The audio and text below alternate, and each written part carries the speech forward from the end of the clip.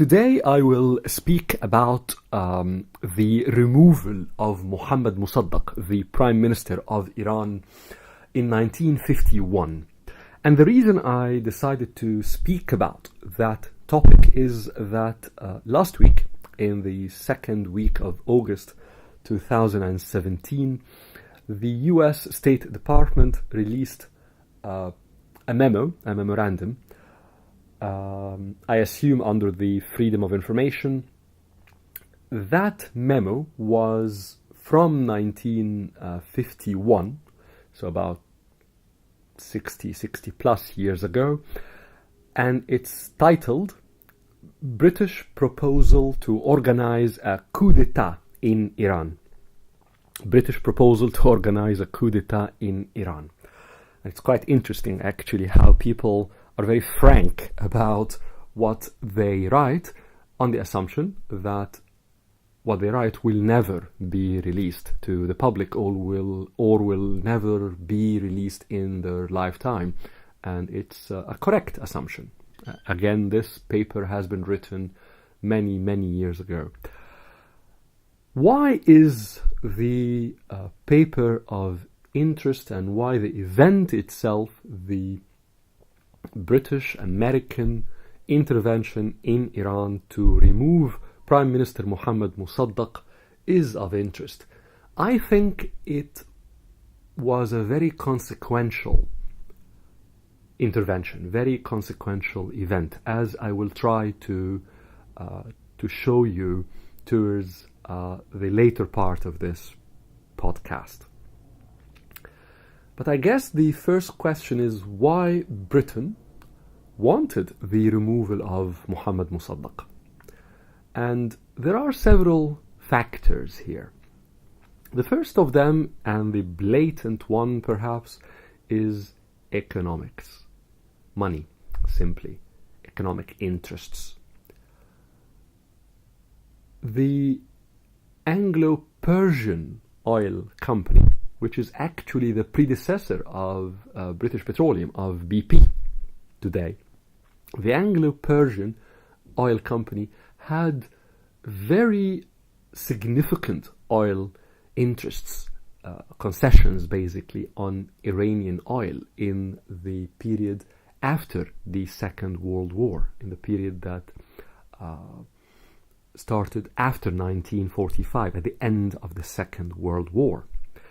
And Mohammad Mosaddaq, as Prime Minister of Iran, a year earlier, so in 1950, around 1951, he nationalized Iranian, or the interests, the foreign interests in Iranian oil. So the Anglo-Persian Oil Company had the potentiality of quite a significant loss, not really on the immediate nationalization, because there were many clauses related to that nationalization that would have compensated the Anglo-Persian Oil Company, but rather on the future proceeds, financial interests in the future that they could have and would have had if Mohammad Mosaddaq had not nationalized Iranian oil. And therefore there was this pure economic interest from Britain's point of view, especially from the Anglo-Persian Oil Company's point of view, regarding the removal of Mohammad Mosaddaq. But keep in mind here something also a bit specific, that in the period before that, it became very clear that Saudi Arabia has a lot of oil in it. The hydrocarbon wealth of Saudi Arabia was proven by that time, by the late 1940s, early 1950s, to have been immense. But the British oil companies, and especially a company such as Anglo-Persian, was not really that successful in securing the concessions on Saudi oil. They were mainly American companies that managed to secure these concessions. And it's actually quite interesting that the most influential advisor to the Saudi king at the time, the founder of Saudi Arabia, King Abdulaziz Al Saud, was actually his main advisor in that domain was actually a British man, an Englishman, St. John Philby, who was actually previously an agent of the British Foreign Intelligence Services, and he was an adventurer, he was a writer, a very interesting man actually. And it was this Englishman who advised King Abdulaziz Al Saud of Saudi Arabia not to really spend too much time talking to British companies and rather to deal with American companies on the logic that, in his view, American companies are faster, the decision-making process is quicker, and they're simply richer. And therefore, from an economic perspective for Saudi Arabia, it makes more sense, as he advised Abdulaziz Al Saud, the Saudi king, to deal with American companies rather than British companies. The result was that the English or British oil interests found that they are not really winning on the major future windfalls and fortunes that will be made in Saudi oil, and therefore they had to protect, from their point of view, they had to protect their interests in the other major oil concessions, fortunes in the region, and that was Iran. So Britain basically had an economic interest.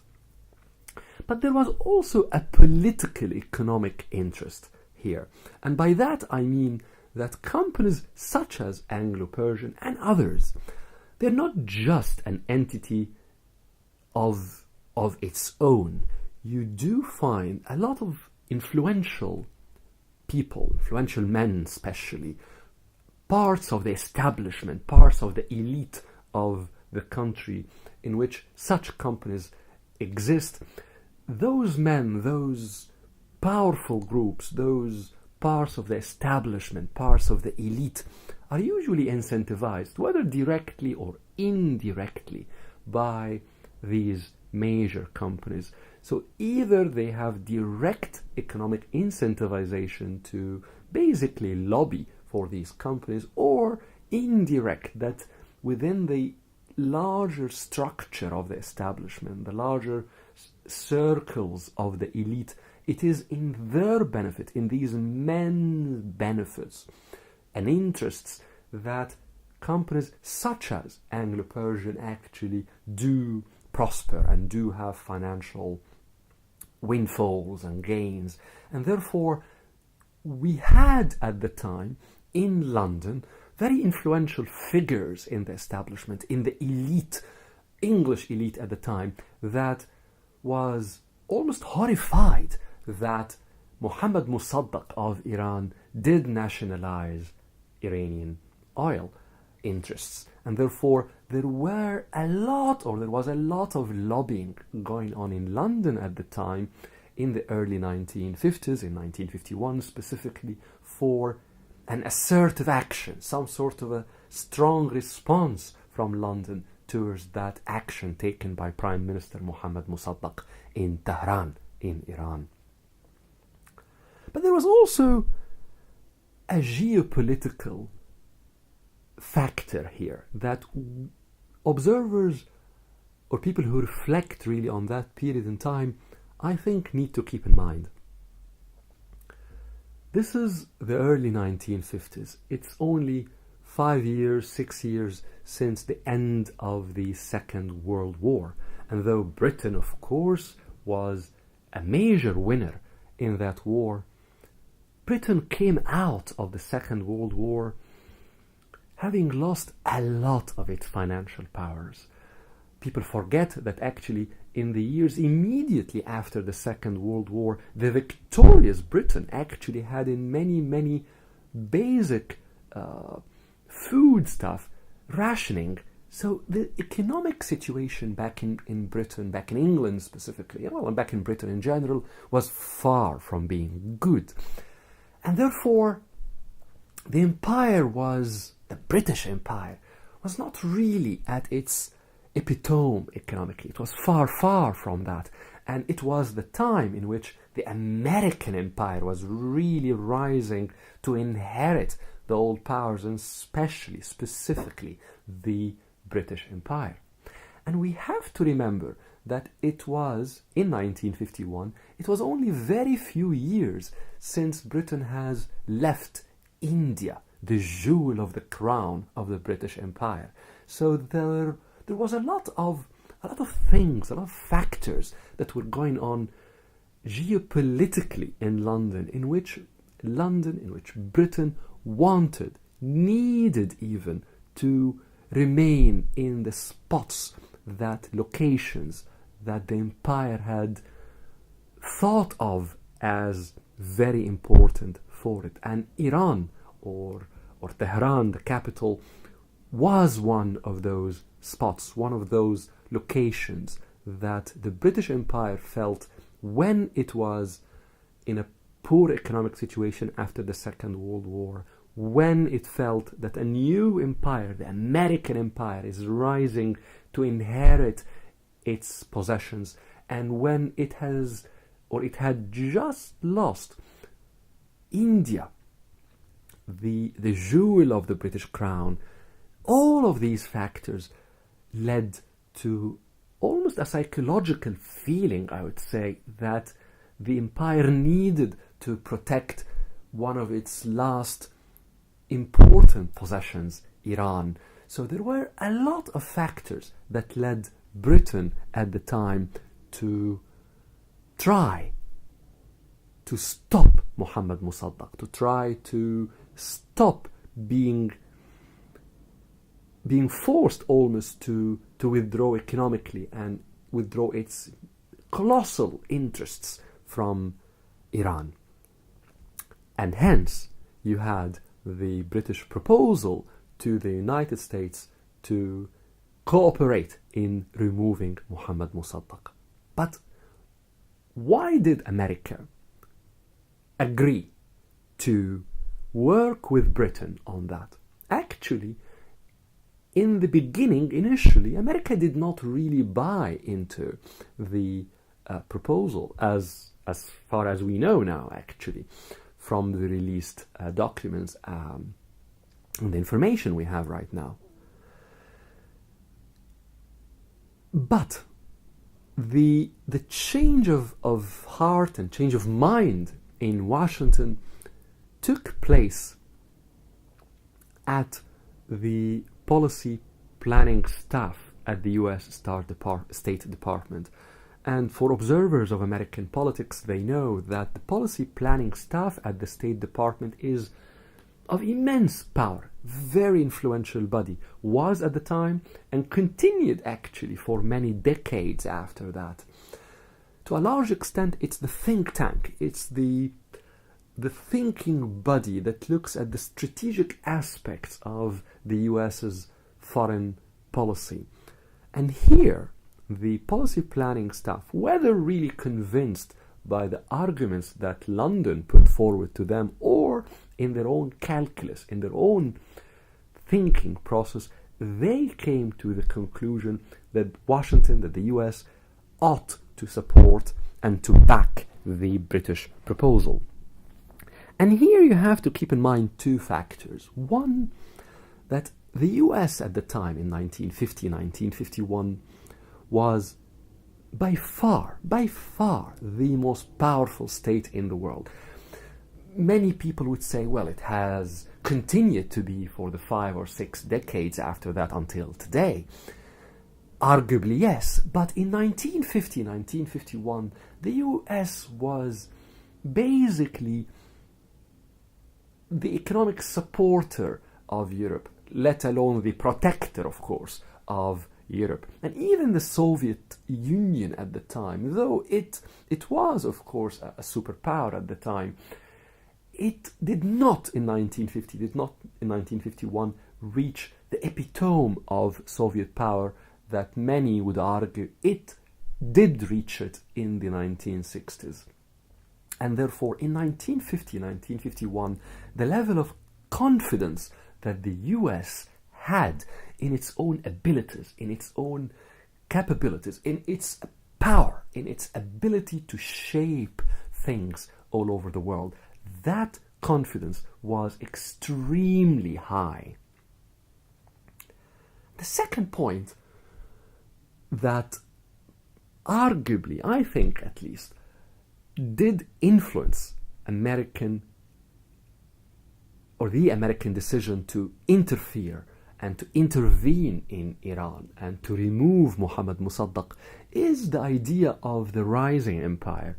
And I know that many people, especially in the US, do not like the idea of the US as an empire. And that's a debate in political science that has been raging for at least 25, 30 years now on whether or not the US is an empire. In my opinion, it is certainly in many, many ways.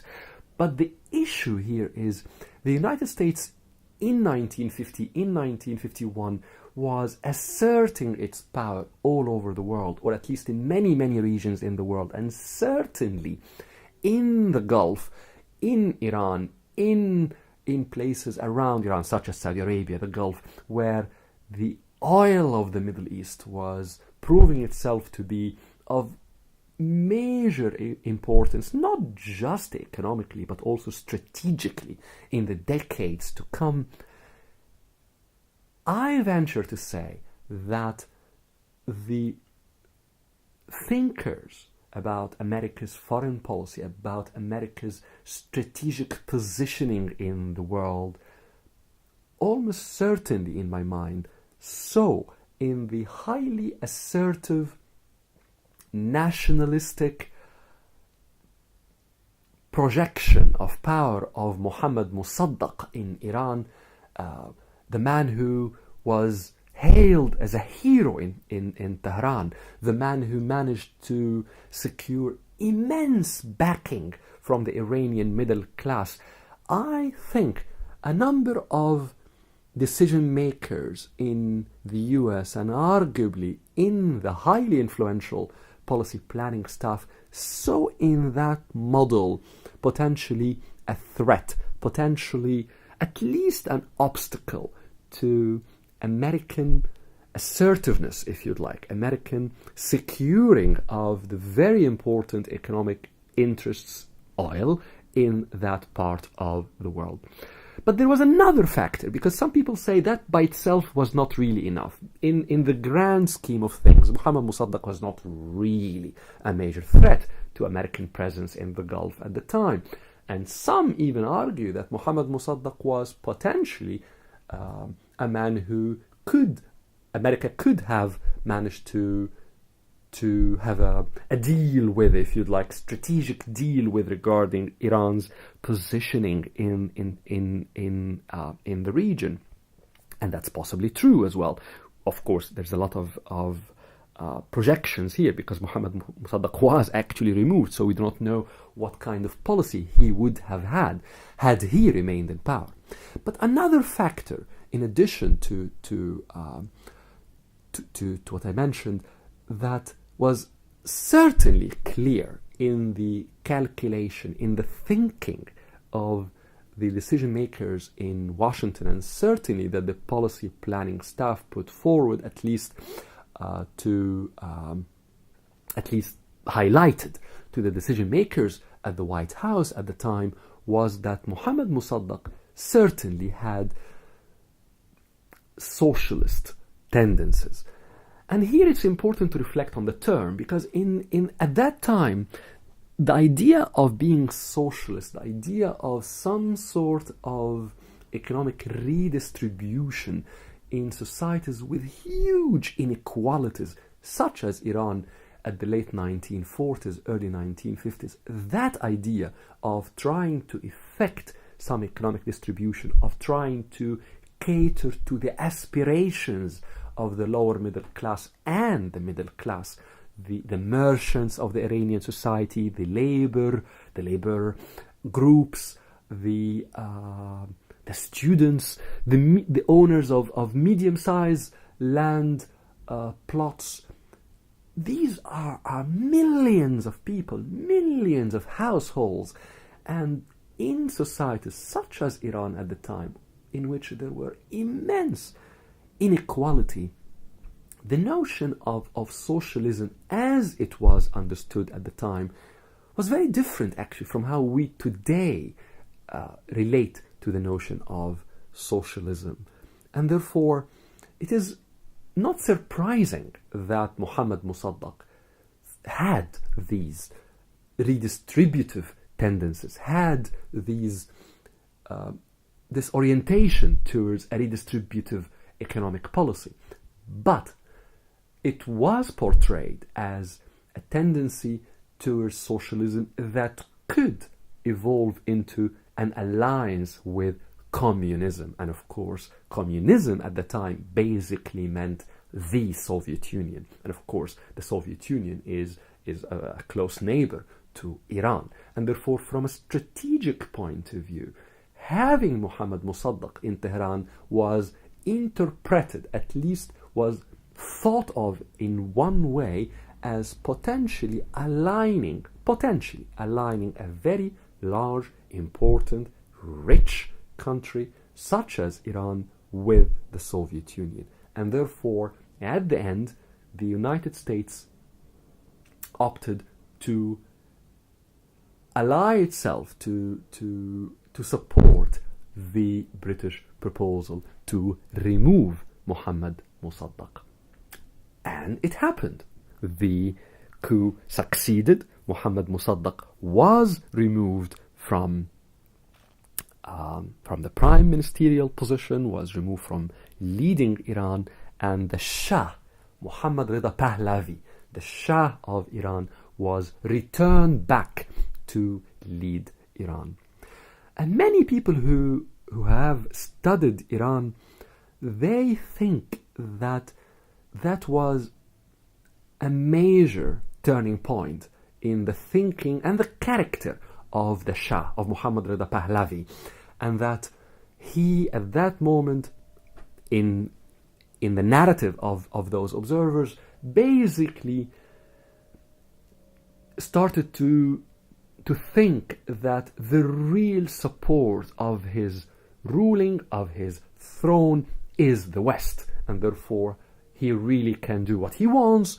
And those observers believe that was basically the beginning of the fall, if you'd like. That was the beginning of the end, if you'd like, of his rule. As we know, in 1979, so roughly a quarter of a century after 1951, after the, a bit more, but basically, roughly 25 years or a quarter of a century after, we had the beginning of the end of the Shah, of monarchical Iran, and therefore they see that moment when Muhammad Mosaddaq was removed by foreign powers and the Shah was returned as the start of that trajectory towards the end.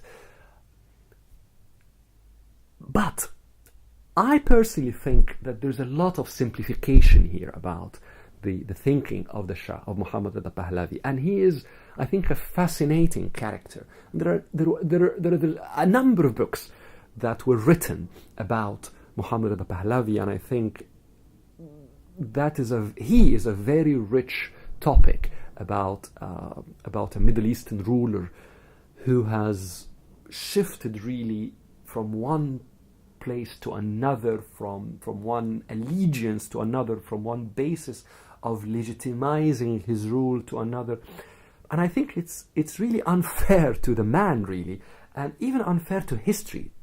Too much of simplification of history to think of 1951 as a moment in which Muhammad Rida Pahlavi really began to shift totally towards aligning himself with the West totally and ignoring, if you'd like, the demands and aspirations of his own people.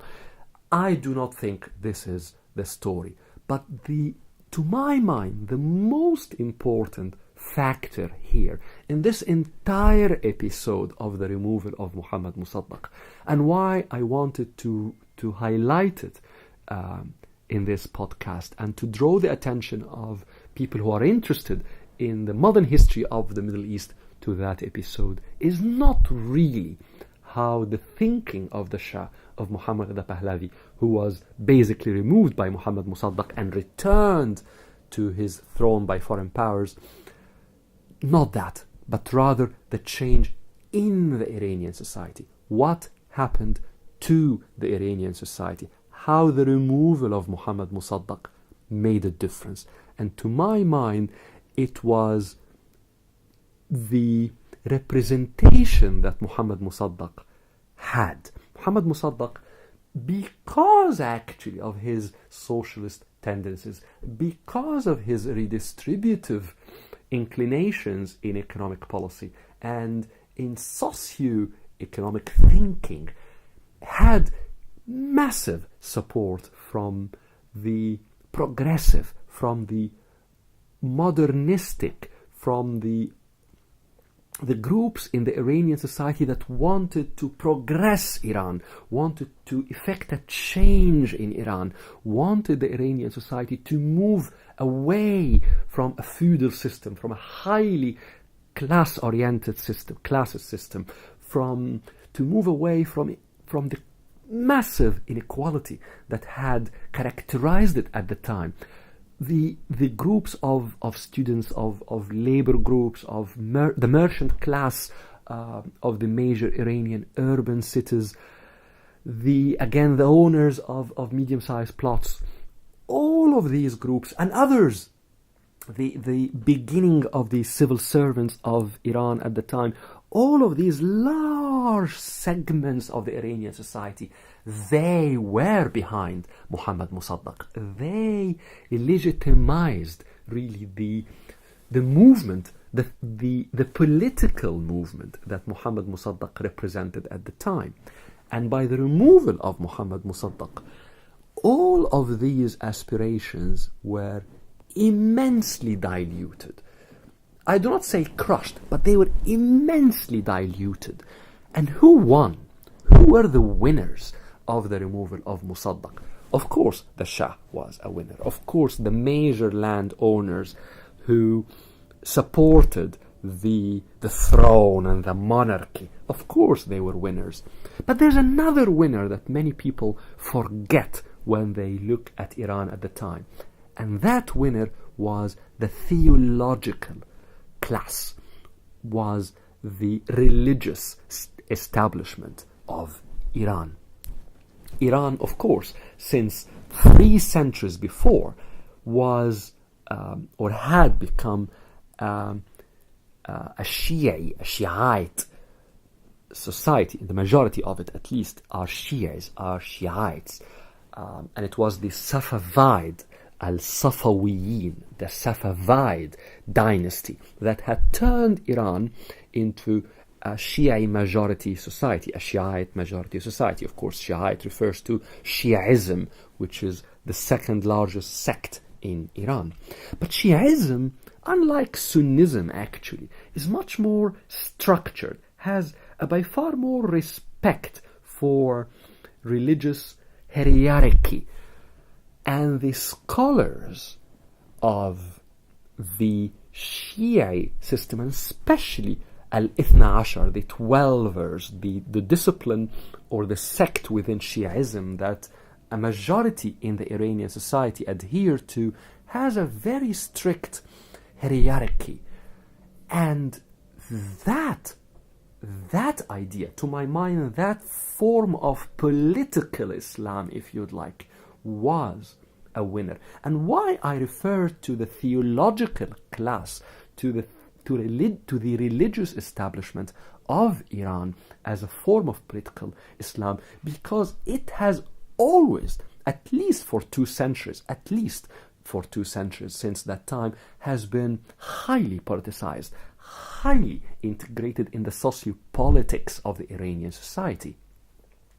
And Qum, the capital of religious thinking in Iran, the capital of Shia scholarship in Iran, has, again, at least for 200 years, been very important political center of Iran in terms of many, many rulers of Iran in decades and centuries before 1951 had always sought the approval, sought the legitimacy that is bestowed upon them by the religious establishment. And therefore, the removal of Muhammad Mosaddaq, of the secular Muhammad Mosaddaq, of the progressive man who wanted to transform the Iranian society in a very rapid way, beyond a lot of its heritage.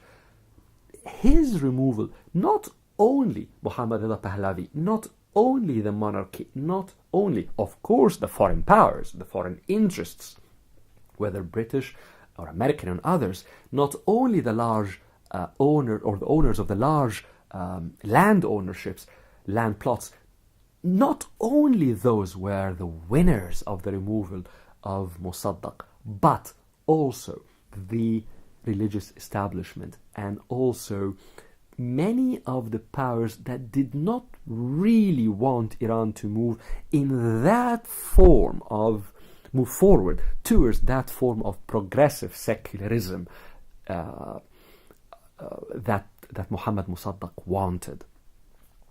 And I think here really you have the moral of the story, if you'd like, or the morale of the story, if you'd like, that the foreign powers that did intervene and interfere in Iranian politics, that organized, planned, financed, and arranged the coup d'etat that led to the removal of that man from leading Iran and that brought back the Shah. They did all of that to secure their own interests. They did all of that on the assumption that it is in their strategic benefit in the decades to come to stop what Mosaddaq represented. It is never about the man, never about the person himself. It is about what he represents, about the powers that lie behind him. It is about what kind of powers are to rule a society, at least to shape a society, and therefore the interests that will benefit from that shape of the society. And the foreign powers here, Britain and the United States, that made that coup d'etat in 1951 to remove the man Mosaddaq and to weaken, to dilute what he represented, the forces behind him, they assumed that that would secure Iran and its political weight, its strategic positioning, and its economic interests for them for decades to come. But I think the moral of the story, the morale of the story here, is that actually it was the exact opposite that did happen. By removing Mosaddaq and diluting what he represented and weakening the powers that were behind him, a vacuum was created and the Shah was not able to fill it, and the major landowners were not able to fill it. And we saw a lot of factors, of course, in the 20 or 30, 25, 28 years after that, until 1979, until the revolution, the Islamic revolution or the wide revolution, but that gave rise to the Islamic Republic of Iran, that ended the Iranian monarchy, kicked out Muhammad Reza Pahlavi and introduced the Islamic Republic of Iran. Of course, many factors were there, and no one would underestimate the immense charisma that somebody like Al-Khomeini, Ayatollah Ruhullah Al-Khomeini, the leader of the revolution that ousted the Shah and ended his rule in 1979. No one would underestimate the immense charisma of that man and the power also that he unleashed in Iran. But all of that, the story of the late 1970s in Iran, to my mind, was made possible by the huge weakening that the secular forces, the progressive forces, the truly liberal forces in Iran was dealt, the dilution that they had, the blow that was dealt to them in 1951 by the coup d'etat that happened in 1951 against Muhammad Mosaddaq in Iran, and that